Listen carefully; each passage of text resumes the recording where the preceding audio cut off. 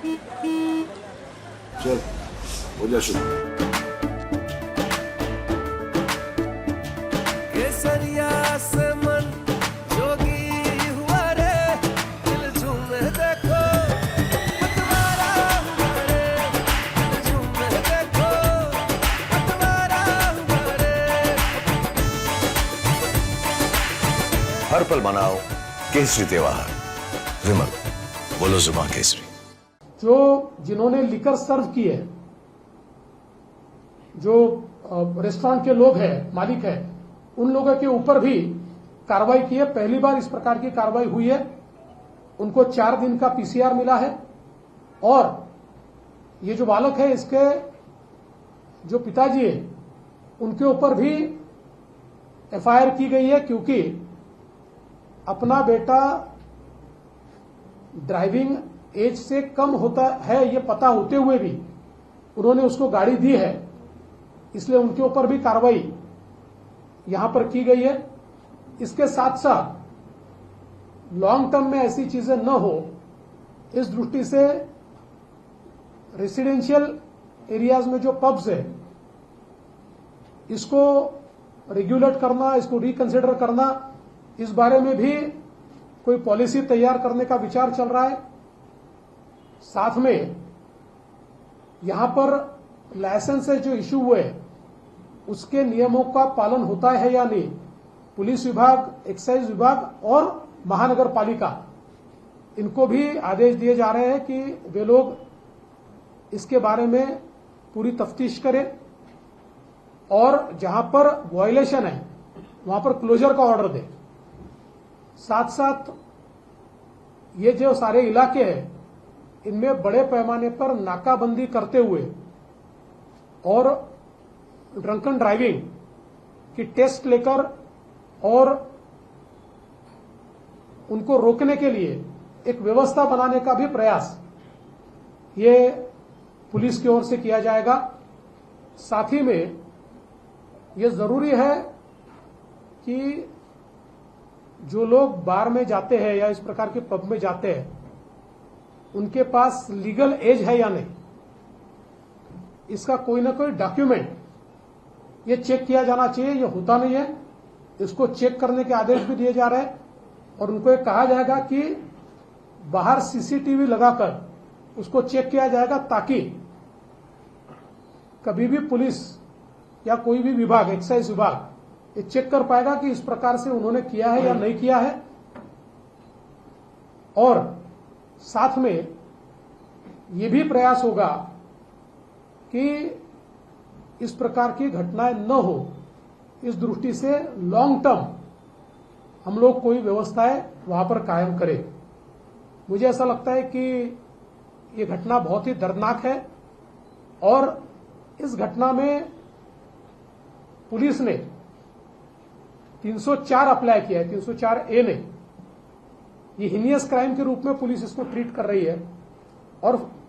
In the first application itself, यानी कोई after thought है इस प्रकार से नहीं, in their first application police ने 304 ही इसमें लगाया हुआ है। जब जुवेनाइल जस्टिस बोर्ड के ऑर्डर को मैं देखता हूं तो मुझे आश्चर्य होता है कि इतने गंभीर मामले में इस प्रकार की ऑर्डर कैसे दी गई, इसलिए उसको हम लोग कंटेस्ट करेंगे। पुणे में जो घटना हुई, जिसमें एक विधि संघर्षित लड़के ने एक कार चलाते हुए मोटरसाइकिल को एक प्रकार से उस पर बैठे हुए जो 2 लोग हैं उनको एक्सीडेंट में वो दोनों मारे गए, उनके साथ एक्सीडेंट किया और इसके बाद एक बहुत बड़ा पब्लिक आउटरीच भी पुणे में हमको देखने को मिला, क्योंकि जिस समय इस लड़के को जुवेनाइल जस्टिस बोर्ड के सामने पेश किया गया तो बोर्ड ने उसमें बहुत ही लीनियंट व्यू लिया और 2 लोगों के मरने के बावजूद भी एक प्रकार से केवल 15 दिन का सोशल सर्विस का काम उनको दिया। इससे आउटरीच और बढ़ा। मूल रूप से अगर हम इसको देखें तो पुलिस ने जो एप्लीकेशन मूव की है उस एप्लीकेशन में बहुत साफ शब्दों में कहा है कि ये लड़का 17 साल 8 महीने का है, ये जो क्राइम है ये हीनियस क्राइम है और निर्भया कांड के बाद जुवेनाइल जस्टिस एक्ट में जो चेंजेस आए हैं उसमें 16 साल से ऊपर अगर विधि संघर्षित बालक है लेकिन क्राइम हीनियस है तो उसको एडल्ट करके ट्रीट किया जा सकता है और उसको एडल्ट ट्रीट करना चाहिए। इस प्रकार की एप्लीकेशन मूव की थी। उस एप्लीकेशन को सीन एंड फाइल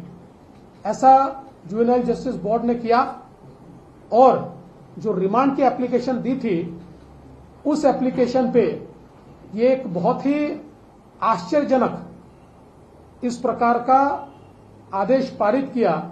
कि मात्र 15 दिनों के लिए वो सोशल सर्विस करे, वो ऐसे लिखे, वो डी एडिक्शन करे। इसके बाद पुलिस ऊपर के कोर्ट में गई थी। ऊपर के कोर्ट ने इसका सीरियस कॉग्निजेंस लिया और ऊपर के कोर्ट ने कहा कि जुवेनाइल जस्टिस एक्ट में इसको रिव्यू करने का अधिकार उनको है, आप रिवीजन एप्लीकेशन वहां फाइल कीजिए और अगर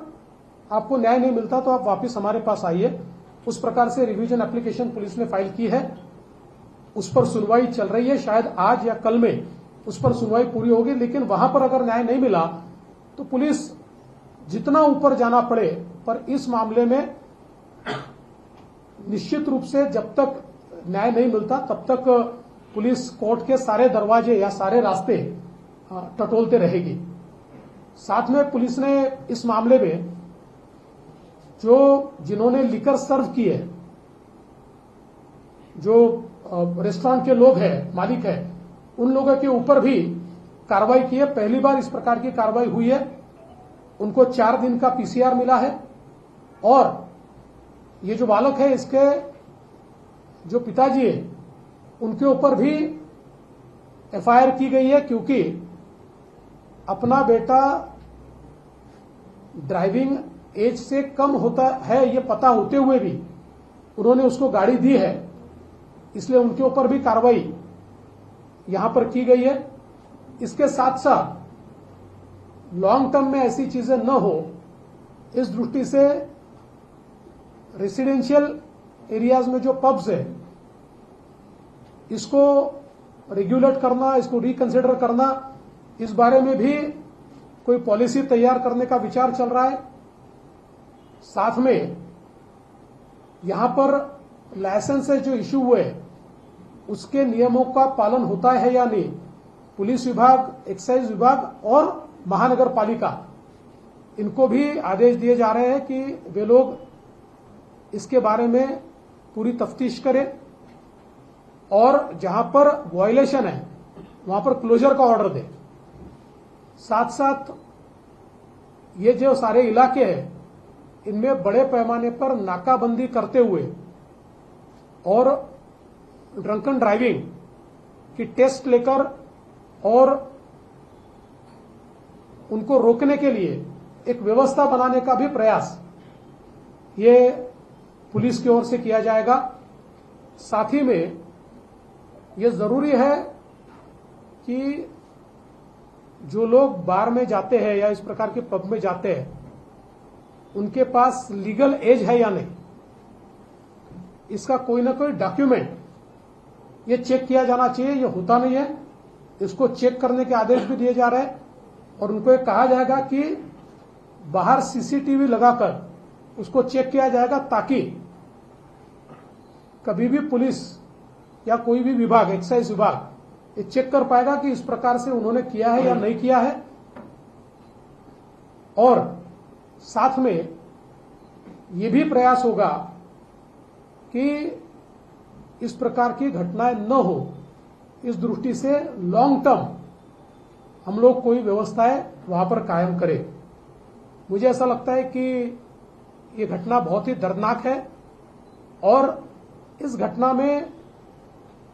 पुलिस ने 304 अप्लाई किया है, 304A ने। ये हीनियस क्राइम के रूप में पुलिस इसको ट्रीट कर रही है और in the first application itself, यानी कोई आफ्टर थॉट है इस प्रकार से नहीं, in their first application police ने 304 ही इसमें लगाया हुआ है। जब जुवेनाइल जस्टिस बोर्ड के ऑर्डर को मैं देखता हूं तो मुझे आश्चर्य होता है कि इतने गंभीर मामले में इस प्रकार की ऑर्डर कैसे दी गई, इसलिए उसको हम लोग कंटेस्ट करेंगे।